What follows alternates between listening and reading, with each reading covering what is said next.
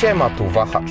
Czy Chińczycy podbiją rynek motoryzacyjny w Polsce? Jest to oczywiście przesadzone pytanie, ale biorąc pod uwagę ofensywę w naszym kraju chociażby takiego MG i cennik modelu ZS, który przetestuję na tym filmie, to może być naprawdę ciekawie, jeśli za tą ceną pójdzie też odpowiednia jakość. Zatem jak z tą jakością jest? Sprawdźmy. Dla osób, które trochę mniej interesują się współczesną motoryzacją, jeszcze dopowiem, że chociaż MG jest przedstawiane jako brytyjska firma z dziesięcioleciami tradycji i faktycznie wiele osób może kojarzyć te brytyjskie MG, to modele oferowane teraz w naszym kraju to chińskie twory z wykupionymi prawami do marki.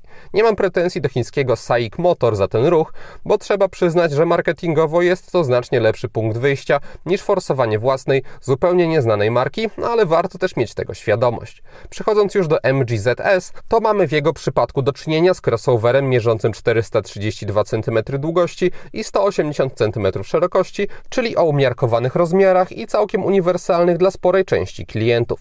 Pod kątem wyglądu też słowo uniwersalny dobrze ZS-a moim zdaniem opisuje, bo z jednej strony jest to samochód ładny, z przyjemnymi dla oka przetłoczeniami, czy odpowiednią porcją wyrazistości przedniego pasa i tego mu nie można odmówić, ale z drugiej strony mam wrażenie, że jest on zbyt neutralny, zbyt oparty o obecne już na rynku pomysły i brakuje tu czegoś, co nadałoby temu modelowi bardziej unikatowego charakteru.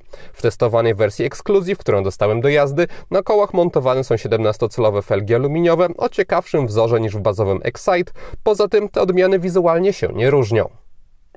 Wnętrze ZS-a też oparte jest o obłe linie i jest ono dosyć proste, tylko z nielicznymi punktami bardziej designerskimi jak boczne nawiewy. Ponieważ jednak różne elementy dobrze zostały tutaj ze sobą zestawione, nie widać też po tym projekcie budżetowości czy toporności, to dla mnie jest ok i kabina wygląda ładnie. A jeśli chodzi o jakość wykonania wnętrza, to na podszybiu w dalszych partiach jest twardo, a w tych bardziej eksponowanych miejscach mamy miękkie tworzywo o niezłej fakturze, też przyozdobione takimi wytłoczonymi szwami. Już prawdziwe nici spotkać można tutaj w sąsiedztwie wstawki materiałowej o fakturze włókna węglowego. Niektórzy to lubią, niektórzy nie. Moim zdaniem jest to zdecydowanie lepszy wybór niż gdyby tutaj na przykład znalazła się fortepianowa czerń. W najwyższych partiach drzwi jest twardo, ten sam materiał spotkać można w niższych częściach kokpitu. Wygląda on trochę plastikowo, ale nie błyszczy się jakoś nieprzyjemnie, więc nie jest źle. W okolicach podłokietnika jest kolejny element tego materiałowego włókna węglowego. Podłokietnik jest wykończony ekoskórą, odpowiednio miękki. Ekoskórę spotkać można też tutaj, a także na boczkach tunelu środkowego. Już twarde to włókno węglowe, takie plastikowe powiedzmy, jest wokół dźwigni zmiany biegów, ale nie ma tutaj zbyt wiele fortepianowej czerni, co mi się podoba, tylko tutaj jest jej trochę, więc całość prezentuje się estetycznie, jest wytłoczone logo MG na dźwigni zmiany biegów, przełączniki działają ok, z odpowiednim klikaniem. Też precyzyjnie zostały wykonane, nie ma problemów ze spasowaniem i niepożądanymi dźwiękami, więc jakościowo to wnętrze trzyma naprawdę solidny poziom i robi wrażenie, zwłaszcza jak popatrzymy na cenę tego modelu. No właśnie, kwestie finansowe są bardzo istotne w kontekście omawiania MG ZS, ponieważ model ten startuje w Polsce z ceną 79 800 zł za wspominane podstawowe Excite z benzynowym silnikiem wolnossącym 1.5, 106 koni mechanicznych, zestawionym z manualem i dla części osób taka niewysilona jednostka bez turbo będzie zaletą, a coraz mniej jest takich na rynku oferowanych u konkurencji. Pod kątem wyposażenia jest całkiem nieźle, bo dostaje się wyjściowo chociażby większość oferowanych w tym modelu systemów bezpieczeństwa, 17-calowe felgi, pełne światła LED, klimatyzację, prezentowany na filmie duży ekran środkowy, czujniki parkowania z tyłu i ogólnie poziom jest taki, że spokojnie można to auto użytkować i bazowa wersja nie oznacza tutaj tak zwanego golasa. Dopłacając 6400 zł do testowanego Exclusive otrzymuje się ekskluzywnie fabryczną nawigację, czujnik deszczu, monitoring martwego pola, 6 zamiast 4 głośników i tapicerkę z ekoskóry i takie wyposażenie przekłada się na 86 200 zł. Jeśli chodzi o pojedyncze opcje dodatkowe, to ich wybór jest niewielki i dzieje się niejako przy okazji, bo niektóre rzeczy, jak dostęp bezkluczykowy czy elektryka fotela kierowcy, są sprzężone z wyborem topowego silnika 1.0 TGDI 111 koni mechanicznych, który znalazł się w egzemplarzu testowym, a aby mieć kamerę 360 stopni, trzeba zdecydować się na jeszcze automatyczną skrzynię biegów, więc dopłata do układów napędowych wiąże się też z trochę lepszym wyposażeniem, chociaż sensu w tym za bardzo nie widzę. Wciąż jednak operujemy w przedziale przedziale cenowym poniżej 100 000 złotych, nawet za konfigurację ze wszystkim, co się da, i sprawia to, że wiele osób może ten samochód skusić, ponieważ u konkurencji trudno jest znaleźć crossovery tych rozmiarów z takim przelicznikiem cena-wyposażenie. Egzemplarz MG ZS, jaki testuję, można mieć też za 1268 zł netto miesięcznie w leasingu operacyjnym w ofercie przygotowanej przez partnera Wahacz TV firmy Carlis Polska. Taką ratę uzyskać można przy 20% wpłacie własnej, 4-letnim okresie leasingu i wykupie końcowym 30%. Dodatkowo widzowie kanału mogą mieć dostarczone wybrane auto dowolne z całej oferty pod wskazany adres za darmo. Wystarczy, uwaga, do zamówienia wpisać kod Wahacz Free. Link do oferty na ZS-a wraz z kodem do skopiowania wrzuciłem w opisie filmu. Decydując się na droższą jednostkę napędową w MG ZS, dostaje się litrową benzynę trzycylindrową z turbo, która co ciekawe według danych w katalogu wcale nie jest szybsza niż wolno ssące 1.5, to znaczy sprint do setki trwać ma tam 10,9 sekundy, a auto testowe przyspieszało tak.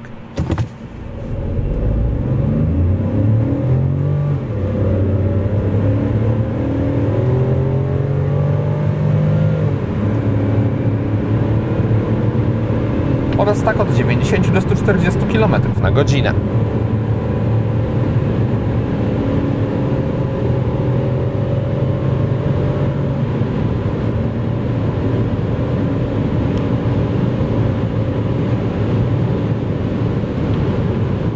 Ogólnie dynamika samochodu jest mocno przeciętna i nie ma co tutaj liczyć na jakieś zdecydowane reakcje na wciskanie gazu, zwłaszcza przy wyższych prędkościach, ale też nie jest moim zdaniem źle. To znaczy ZS-em bez problemów mogłem podróżować w normalnym tempie nie tylko w mieście, ale i poza nim, w tym na drogach szybkiego ruchu i chociaż oczywiście nie mogłem sobie pozwolić na jakieś manewry wymagające gwałtownego zwiększania prędkości, to przestrzegając przepisów nie czułem, aby auto nie domagało.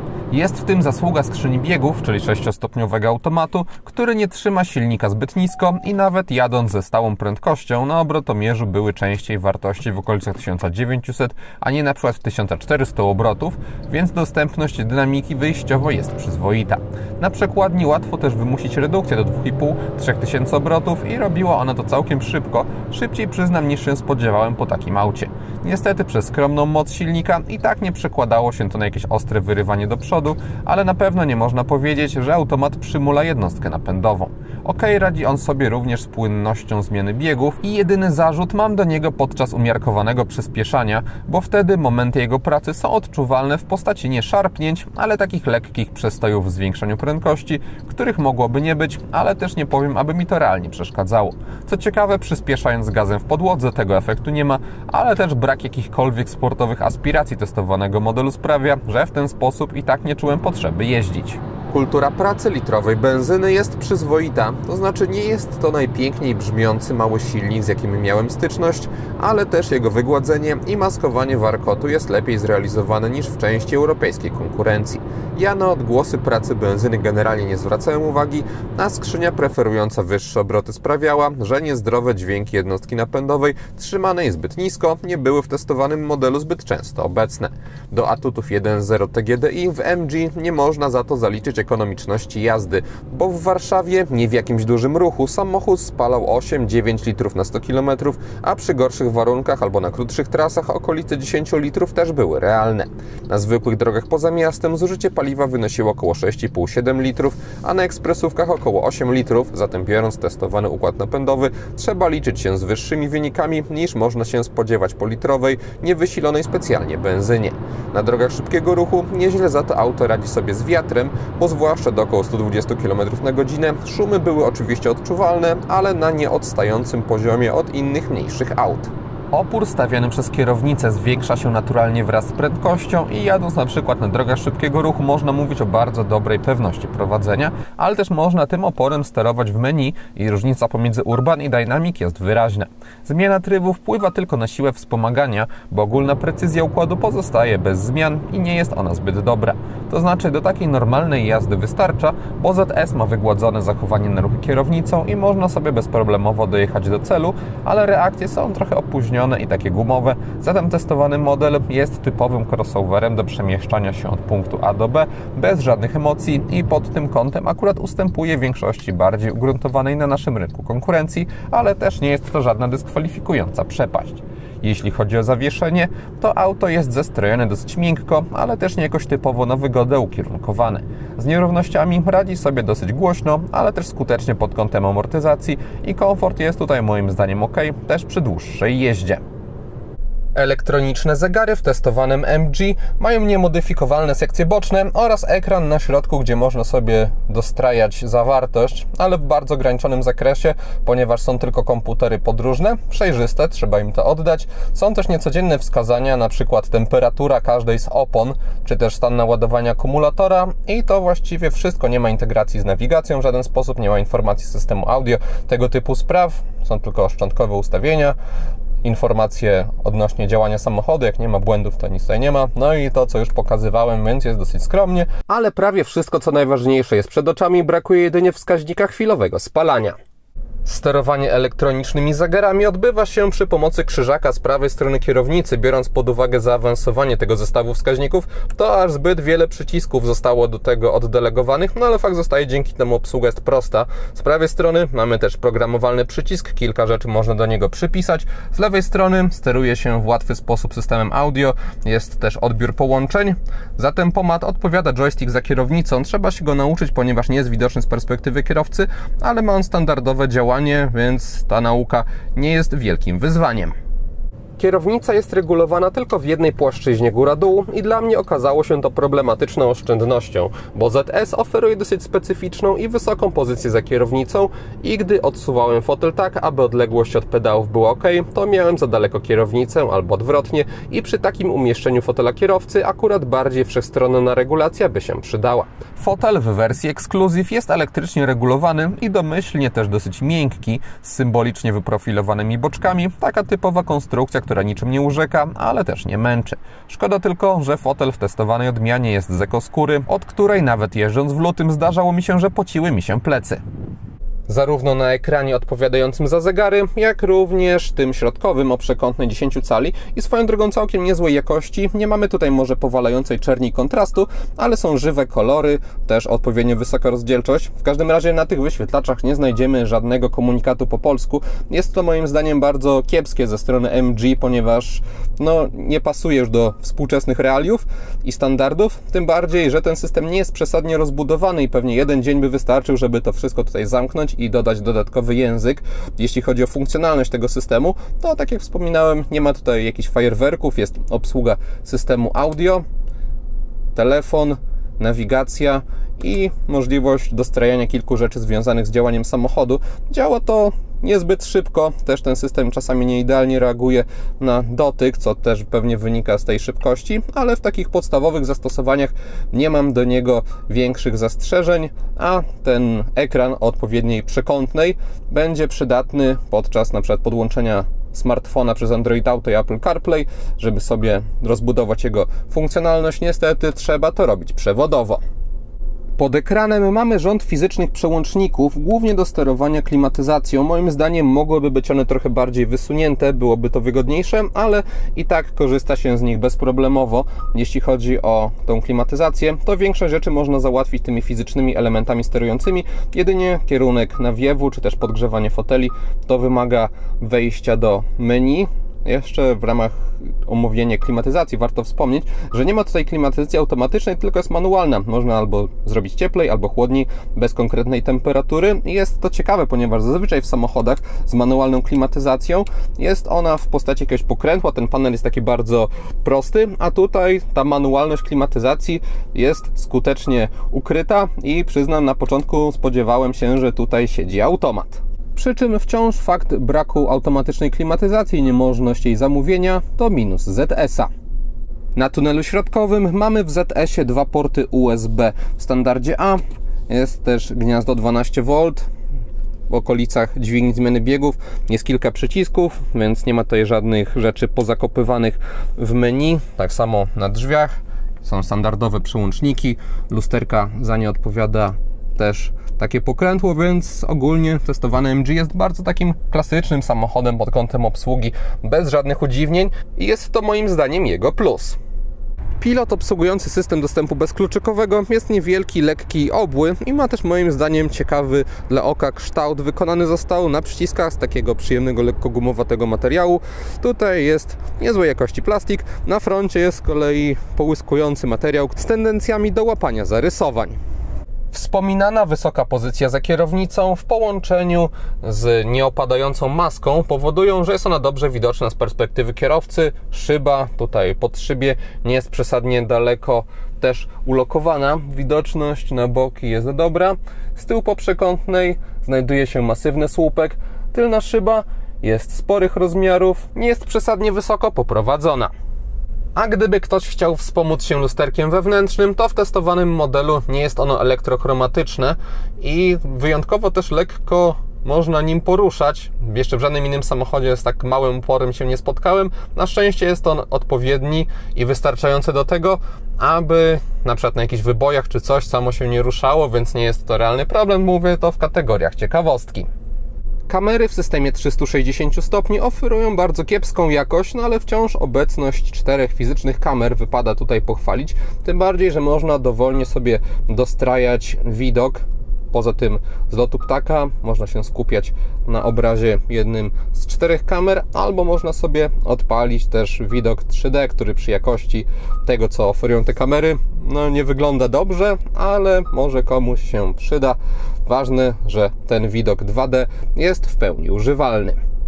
Irytujące w tych kamerach jest tylko to, że gdy się cofa i wrzuci jakikolwiek kierunkowskaz, to automatycznie przełącza się widok z kamery tylnej na kamerę przedstawiającą dane nadkole, co czasami oczywiście może się przydać, ale jednak wolę zazwyczaj mieć ten widok tylny i chciałbym móc dostroić sobie to, kiedy się te boczne widoki pojawiają.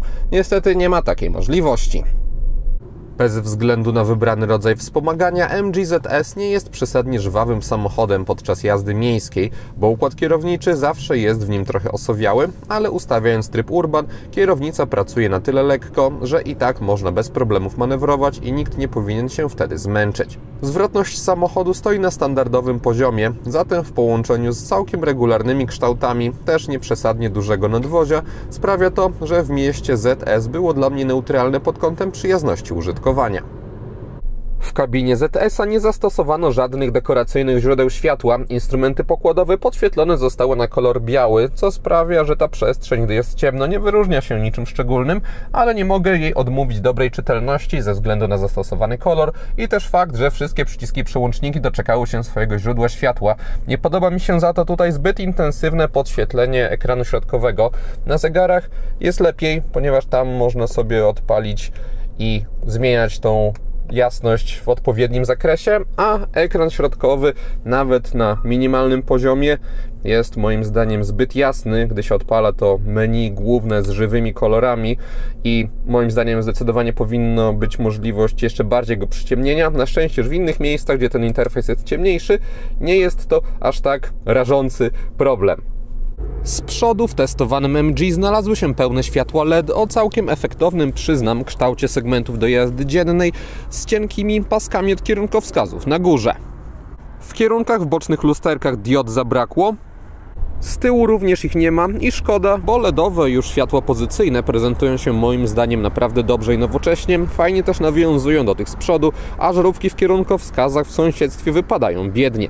Całościowo jednak ZS po zmroku prezentuje się według mnie naprawdę ładnie i pozytywnie w tym obszarze zaskakuje. Jak jesteśmy przy braku LEDów, to też nie ma ich w podświetleniu tablicy rejestracyjnej. Światła LED w testowanym modelu umieszczone zostały w soczewkach i są bardziej zaawansowanymi konstrukcjami niż spotykane na tej półce cenowej tzw. eco-LEDy wrzucone w odbłyśniki.